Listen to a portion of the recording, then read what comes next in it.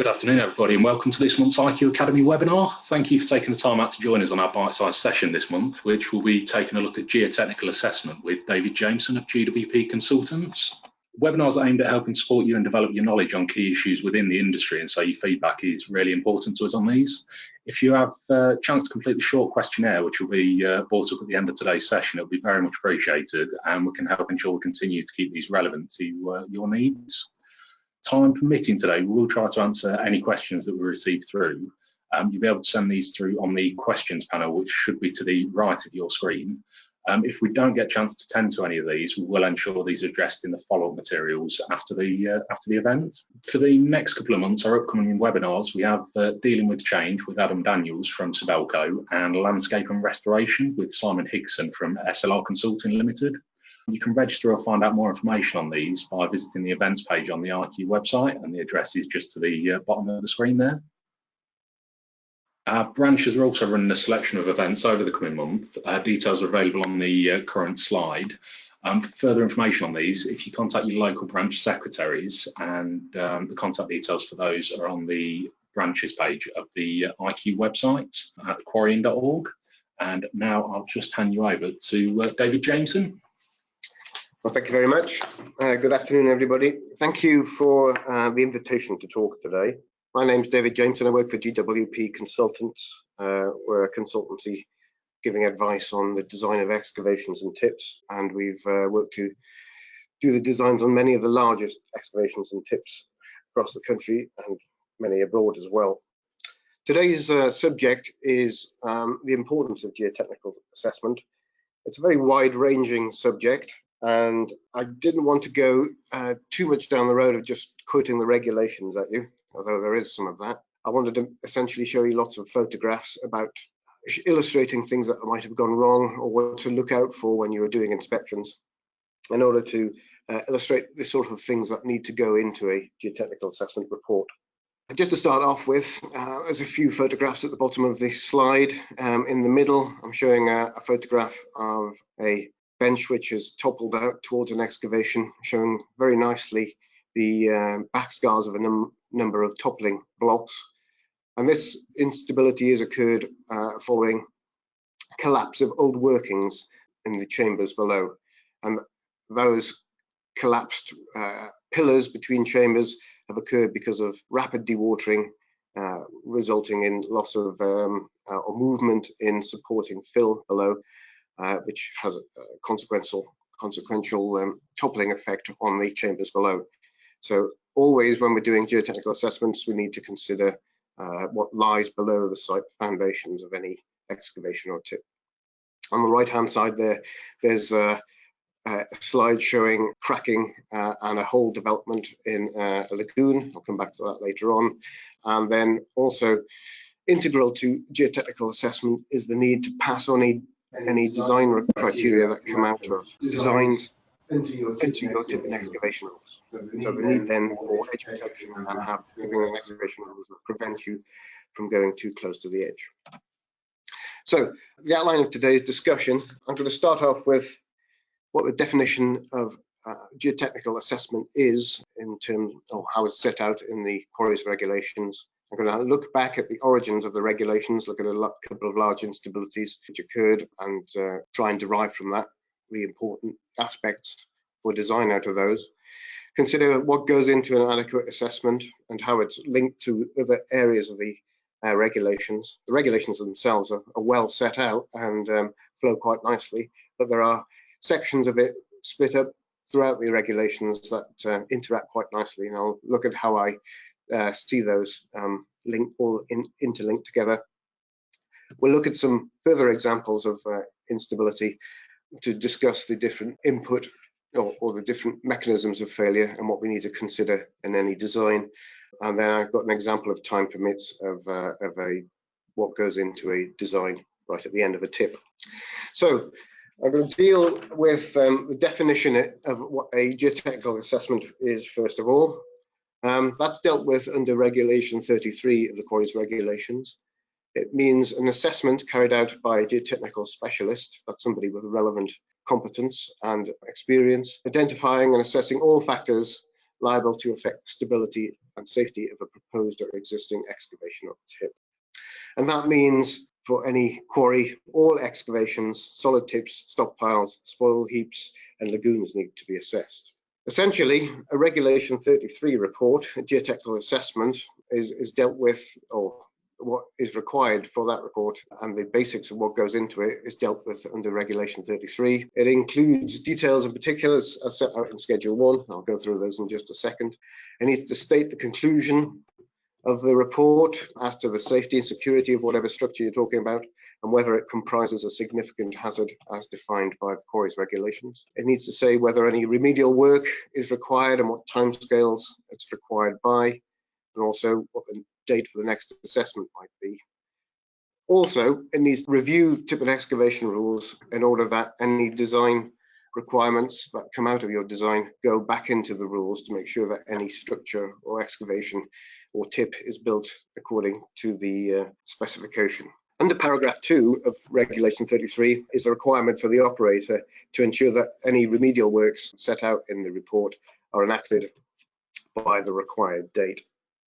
So just going back up to the top there, what you need to have in your geotechnical assessment report is set out in Schedule 1. It requires you to have a site survey, an up-to-date survey, an accurate plan of what's going on site, the boundaries of the quarry, and any structures that are significant on it, the site of any excavation or tip that's proposed, any off-site areas which might be, or contiguous with the site, which might be impacted upon if there was a failure on site.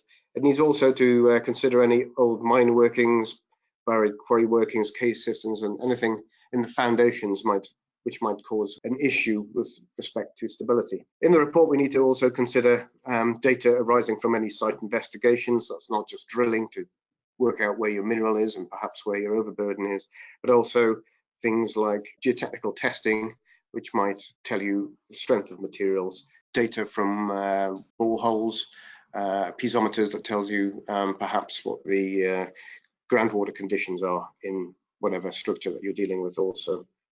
We need also to have cross sections based on these site investigations, plans based on the site investigations as well, that show you the depth of overburden, where any weaker materials might be, that sort of thing. We need to have a section on any assumptions made before analysis, what the factors of safety might be, why they've been derived.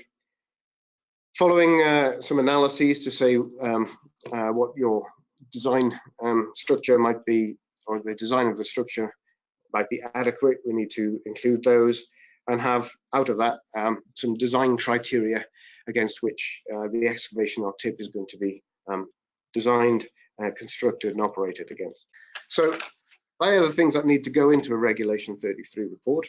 I'm just going to jump back now a little bit just to have a look at the legislation and how that's grown and talk through a couple of large instabilities that have occurred in the past and the things that we need to consider in any design. The most infamous example of a slug failure is the Aberfan Tip 7 instability, which occurred 51 years ago or so in 1966, which killed 144 people, mostly children, when a large high face of a colliery spoil material failed as a flow slide and engulfed not only the school at the bottom of the hill where quite a number of children were resident, but also houses higher up and farm buildings higher up as well.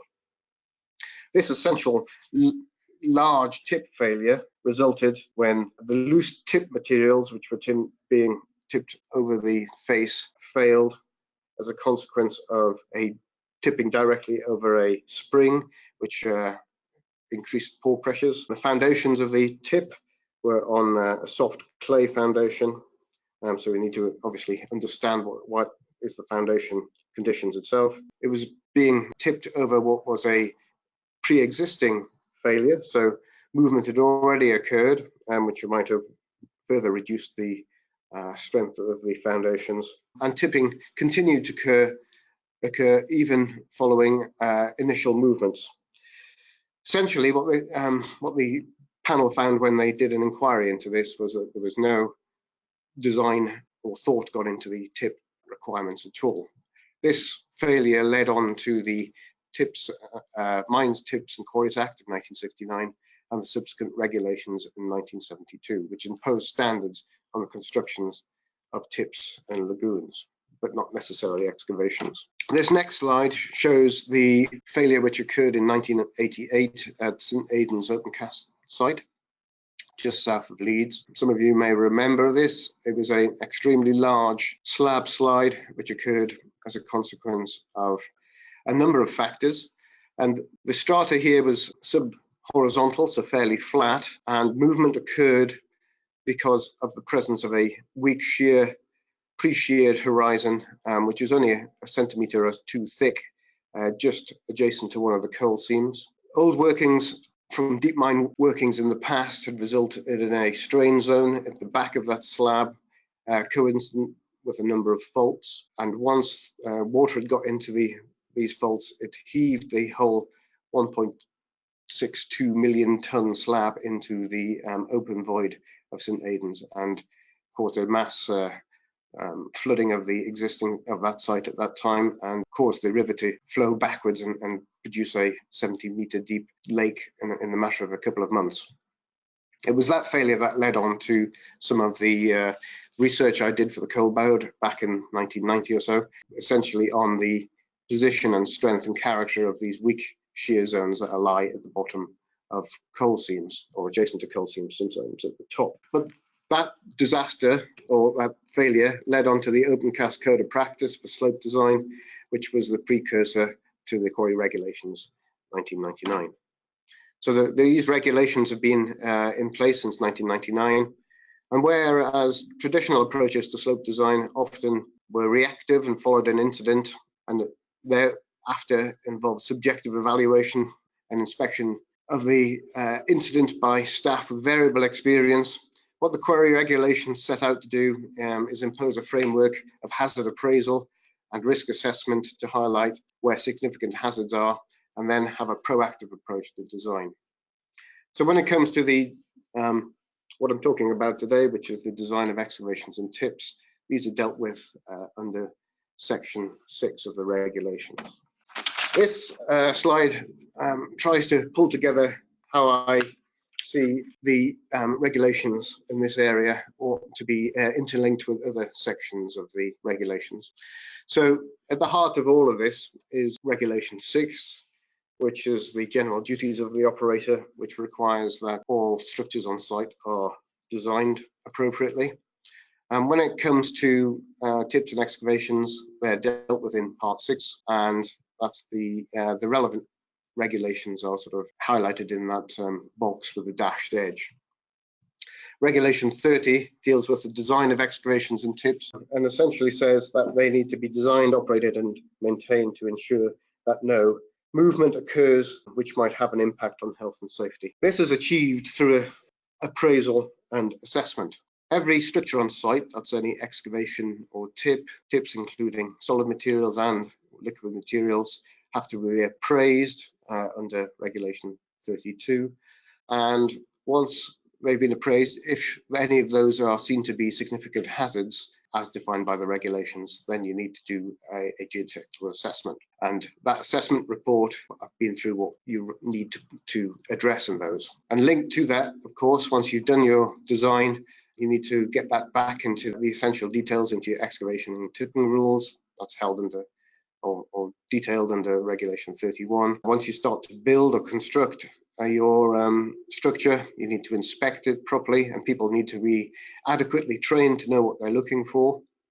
So a lot of the time after I've done a geotechnical assessment, I go back to site and spend some time with the people who are going to be constructing it or inspecting it to make sure that they know what they're looking for. And not only that, we also got to consider or build in the design of benches and haul roads to make sure that they're going to be stable in the long term. And it's an integral part of slope design. So now I'm going to look at a number of different examples of things that might have gone wrong on site, just so we can hopefully highlight the different conditions, the things you need to think about when you're observing failures, and also what needs to go into a Regulation 33 report from a design point of view. Following the Aberfan failure, the regulations required that tips had to be designed and constructed in a certain way. There was a lot of work back then to put right numerous tips which were failing in the past. And the next example of the largest slope failure that I'm aware of is that occurred in the Hatfield Collier, another colliery tip, which occurred adjacent to the main line railway in 2013. It's probably significant that this occurred some 30 years or a generation later than the Aberfan failure, and it's possible that some of the lessons of the past have been forgotten, perhaps. So this large slope failure occurred in colliery discards, which is essentially a reasonably strong material. But the failure, which is a biplanar failure, essentially occurred because of the presence of laminated clays in the foundations, the presence of which had been known since the 1970s, but hadn't been included in more recent geotechnical assessment reports, and the high water tables within the structure caused by the tipping of saturated fines behind an impermeable compacted containment spoil bank at the front, and the lack of the introduction of any pore pressure relief or drains within that structure. There's an example here in a hard rock quarry of an example of some poor slope design, a lack of understanding by the designer, I feel, in trying to make this excavation work in the first place. You can see here the strata dip is fairly steep, it's about 35 degrees, which is steeper than the angle of friction. There's been an attempt to excavate the low wall upslope to create the initial box cut, but in doing so, it's undercut the strata in the face, and you can see a number of slabs beginning to slide out. In the initial design, when it was reviewed, there was an attempt to rotate the excavated faces by 20 degrees, which all the books say help to preclude planar failure, which is occurring on the back wall here. But once you expand your excavation more than about 30 or 40 meters wide, then the presence of other fault structures, some of which you can see on the left-hand side, means that slabs will begin to fall out. Not only was it a poor design, but actually when it came to actually implement the design, the excavation wasn't set out properly and excavated properly, such that they had a straight face across the back of the excavation, and inevitably material was going to fall out. And you can see on the right hand side some very large slabs of material falling out, which would have dwarfed and crushed the excavator. So not only was it set out poorly, but the design requirements hadn't been translated into the tip and excavation rules, and the guide working on site weren't aware of what these were, the limits of the excavation design, and what the failure mechanisms might be. I wanted to also show that it's important to do appropriate designs for sand and gravel excavations. There's an example of a fatality which occurred following the collapse of a haul ramp being installed on an oversteep, deep slot formed in sand and gravel. Here, there was no design for the initial excavation. There was some loading of the crest of the excavation by the dozer as it was pushing down a ramp and running parallel to the side of the face. So a lack of understanding as to how slope might fail, and poor translation of possible failure mechanisms into the tipping excavation rules. I'm just hurrying this up a little because we're going to run out of time. Here's what to look for when you're considering lagoon construction. We're not just dealing with water or silt, but any other materials which might flow. On the right-hand side, there's an example of a peat lagoon which has failed into a void due to inadequate bund construction. On the left-hand side there, you can see an operating lagoon which is beginning to fail. In the background, adjacent to the spillway, there's a number of cracks beginning to develop because of essentially the slope angle is too steep for the materials it's being constructed out of. But more worryingly, there's a circular void beginning to develop at the near end of the photograph there, and that's a consequence of internal collapse of the lagoon from internal erosion and piping out of fine materials from the slope. So whenever you're looking for lagoons, you want to be looking out for cracks, circular depressions, bulging of the faces, seepages out of the flanks, especially if it's carrying fines material. All of this information should be translated across into your tipping excavation rules. I've got a number of examples of poorer practice shown here. A lack of edge protection for tipping, lack of clear rules to make sure that where dozers are maintaining edge protection, there has to be sufficient height in them. Perhaps tipping close to the edge of tips shouldn't be allowed in any of these cases. And if a dozer is there, then it's well capable of pushing material for 4 or 5 meters beyond the edge. Right in the bottom right-hand corner, there's an extreme example of inadequate bench width, in that the excavators tried to track out, and there's been no edge protection and loading of the slope, and the excavators fallen over the front of the face. So I don't know where we are for time. I'm going to go through very quickly last few slides just to show what considerations you have to put into any particular design. The geotechnical assessment requires, when you're constructing or considering design, an understanding of the final and fundamental requirements. What are you actually going to be constructing? How long is it going to be there? What's downslope? What are the risks associated with the positioning of a hazard? There might be a high risk or higher risk of positioning it above a school rather than in the bottom of a tip, in the bottom of an excavation. We need to consider any foundation preparation, what needs to go into that, what you're actually putting a structure on, what the ground and surface water controls might be, what are the likely pore pressures that are going to be building up within the tip, both during construction and in the longer term. We need to have a good understanding of what the materials are that are going to make up a slope and how to design, or what the strength of those might be, in order to adequately assess what is going to be suitably secure for the long term. And not just for the long term, we also need to consider how it's going to perform during construction. When you're tipping, for example, very fine materials, clays, if you build up a slope too quickly, internal pore pressures don't have a chance to dissipate very rapidly, and therefore you can get high water pressure induced failures, and therefore you might need to build into whatever tip you're designing some pore pressure relief drains. So once you've finished your design, you must also include into it suitable plans and cross sections to show how it's going to be constructed, give guidance on construction techniques, and that's got to make it back into your tipping rules, so the person doing the design of the structure should have sight of those tipping rules, so you can add whatever design criteria come out of the analyses. And I would also suggest that we need to have an input into inspection schedules as well. I'm just going to show you this very quickly at the end. Here's a tip being produced in the bottom of an excavated void.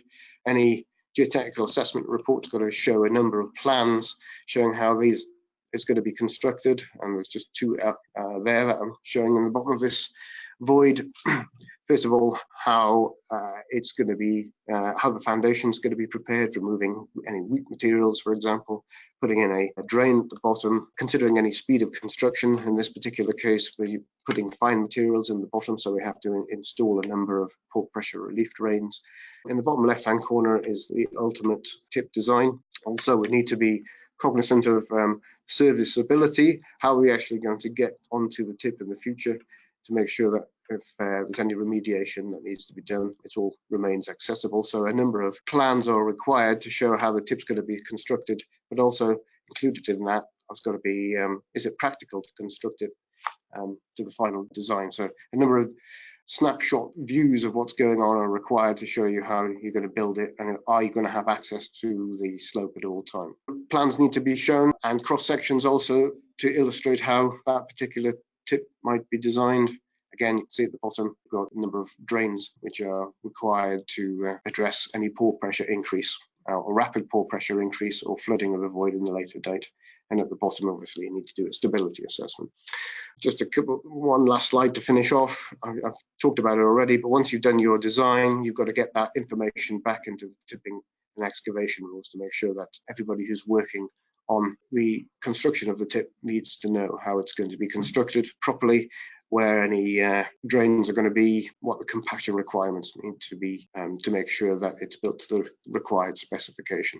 Just a couple of photographs there to show, or a photograph to show this tip being constructed in the bottom of the quarry. So I think I've taken enough of your time.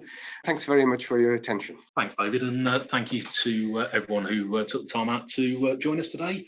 As with the previous session, we'll be making a recording of the webinar and slides available for you to all access. If you keep an eye out for an email from us next week with the respective links in there. And if you do have chance, would be grateful to get your feedback of today's session on the questionnaire that will be coming up shortly. And again, don't forget to register for our upcoming webinars that are of interest. All of the details are available on the events page of the IQ website at quarrying.org. Thanks again and take care.